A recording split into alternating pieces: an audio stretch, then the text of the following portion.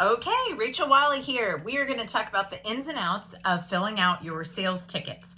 And usually there's a couple different reasons you might fill out a sales ticket. So first of all, the best customer you're ever going to have is yourself. And the way you sell product is by personally using it.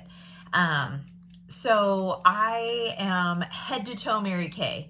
If you look at my bathroom, no. Mary Kay. And that's because it was a gradual process. But I mean, one, we get everything for half price. So why would I pay full price on anything else? But also by personally using everything we have, that's how you fall in love with it. And you're able to just like share passionately from your heart, like why you love it. And so one of the first primary reasons you're going to use a sales ticket is probably what's called for personal use. And so personal use is anything that you want to like personally pull out of your inventory and you're like, it's mine. And so for example, when I have my blemish control toner, Avery uses the Botanicals face wash. So that's on here. My foundation I'm personally using, my micellar water, the mascara that I use, eye makeup remover, translucent powder, and day cream. And so that's what I just write on the side. And then when this is filled up completely, I just total it all up and put what, the total is. And then I also write down what's called non-retrievable sales tax. So you'll have to figure out what the sales tax is in your area, but like where I am, it's 0.0875. And so let's say, my total was $200. Well, then for tax purposes, I would take $200 times 0.0875, and that would give me my sales tax. But in this case, it's called non-retrievable sales tax because I'm not going to charge myself tax. So I'm noting it on this sheet. And then that's like a line item when we talk about, there's an Excel spreadsheet and you just plug in your non-retrievable sales tax for the year. So that's pretty easy. So that is personal sales tickets. Okay, another reason you might have a sales ticket is for things that you demo. And so if you can see, this says 2021 demos. And this might not, this might take me 2 or 3 months to fill this whole thing out. But this is anything that I'm going to demo. So the other day I ran out of blonde brow tint. And so I went in my inventory, I pulled one out, I stuck it in my bag of demos, and I went on here and that's probably, brow tint. It doesn't matter that it's blonde. I could write, like if I demoed out 5 brow tints, I could go 1, 2, 3, 4, 5.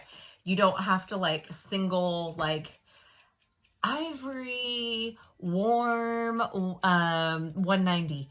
You don't have to be specific. It's like if you demo out, 10 liquid foundations, you would just say 10 liquid foundations. So that's what makes demoing really easy.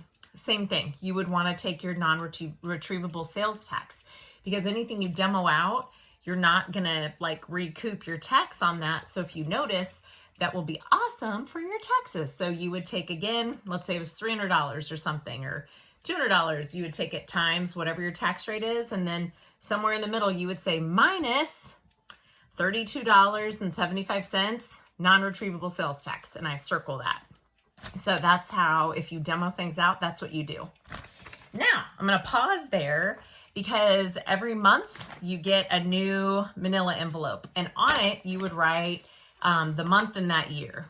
So you would just get one and it would say July 2021 or whatever the month in the year was. And then in that month, this manila envelope is where you put everything. It's where you put your sales tickets, your phone bill, because your cell phone bill, a portion of it is a tax write-off because it's your business phone. So everything that happens, you put it in here for the month. And so when one of these is filled out, I just rip the top copy off and I recycle the rest and I put it in whatever month it is in my manila envelope. So if you're starting, you would want 12 manila envelopes, one for each month of the year.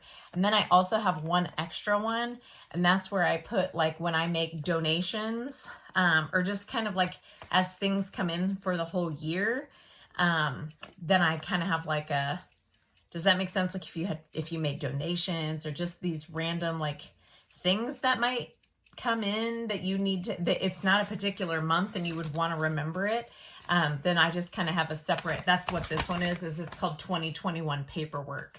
So this is like things that aren't related to a specific month, but are important for later on down the road this year. Okay, so we've covered those two things. All right, another one you might have is hostess. So if you are going to give something to a hostess, that's what this is. And so if you're like eyeshadow, so like I gave someone an eyeshadow, there's a liquid eyeshadow that I gave to someone, lip glosses, anything like that. So anything that's like an incentive that you give away, you just write it on here. Again, non-retrievable sales tax. And then this is filled out, like I'm done. So really all I need to do is total this up for how much this is, figure out what my non-retrievable sales tax is, write down that non-retrievable tax and circle it so I remember. And then I would just file this away in whatever manila envelope, whatever month it is that month. So that's hostess. So those would be 3 things that you might always just kind of have around. And I'm just going to pause and I'm going to show you my system underneath my desk. Oh, I don't know if I can flip this. Oh, okay. I'm just going to flip it. So down here, I got this like on Amazon, but it has all the days of the month. And so then what I do is I kind of put my bills that need to be paid, my cards that need to be charged on certain days. That's how I organize it. And that's where I store those 3 receipts that are always there. Okay, so now we're going to talk about actually filling out a receipt. So you sold something? Woohoo! That's exciting stuff. So one thing that I always believe in is when you're doing any kind of experience with someone, whether it's in person or virtual, is that you're using some sort of closing sheet, because women tend to buy in sets. And also it's kind of hard, like, this might be challenging because she's like, I don't know. But if options are already put together for her, it's kind of like if you ever go shopping and you just want to buy the mannequin because it's like her shirt's there, the cover's there, the pants are there, maybe she has a scarf on, you're like, oh my gosh, that's so easy and it's cute. That's like what sets are. Plus it's cheaper if people buy in sets. So this is an example of a closing sheet that I use, and it's for like the Miracle set. And it just kind of has all these different options of things. Like there's a Cadillac collection. People can swap things out, but there's also the spa bar down here. And so they really do kind of get a good idea of what's available to them. So anyway, so closing set, right? Okay, well then here's how to do an actual sales ticket. So I'm gonna kind of cover up my friend's card number here. So you have your, your client's information. That's kind of what all the top part is it's her name, her address. Here we go. You have her name, you have her address, all that good stuff, her email. And that way, if she wants to go into your VIP client list or the preferred customer program where she'll get the catalog every couple months from you, you'll go ahead and enter her into, my customers. So the top part of your ticket is for you to gather all of her information. Okay, so now we're gonna go down here. And so this is what my friend decided to buy. She decided to buy a roll-up bag because it was cheaper to buy it in a roll-up bag. So she got a Miracle set, which was 110. She got Microderm, 55, oil-free, I'm trying to read it, the oil-free hydrating gel, and then she got satin lips. And so when I totaled that, it actually was more than $199, but I gave her a discount because she got it as a bundle. So it was kind of like you packaged all those things together and it was $199.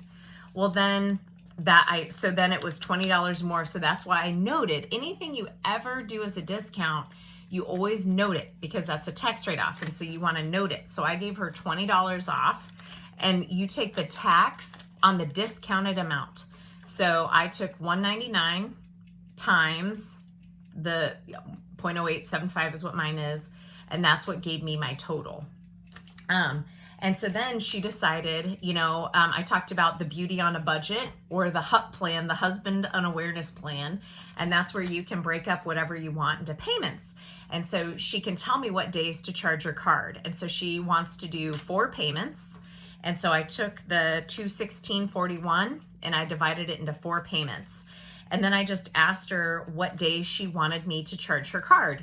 And so she wanted me to do one now, and then it was every 2 weeks. So off to the side, I wrote, the 5410 4 times. And then she wanted me to do one now, one in May, one at the beginning of June, one more towards the end of June. And so then what I do in that little accordion thing under my desk is when I charge her card, I just then move it to the next day that I'm supposed to charge her card. And then I just kind of do a check mark that's like, check, check, did it. And that's how I keep track of her card payments. So with that, my friends, that's how to fill out a sales ticket. Then when she has these all paid, when I've charged her card all those times, I'll just file it away in whatever month it is in my manila envelope for that month. So that's the long and the short of it. It's pretty easy. The top copy is yours. The under copy is hers. And then I generally just recycle the rest. So, and then once you have these, that's when you enter her, like I said, into your My Customers program, which is on your InTouch under Business Tools. There's the My Customers program.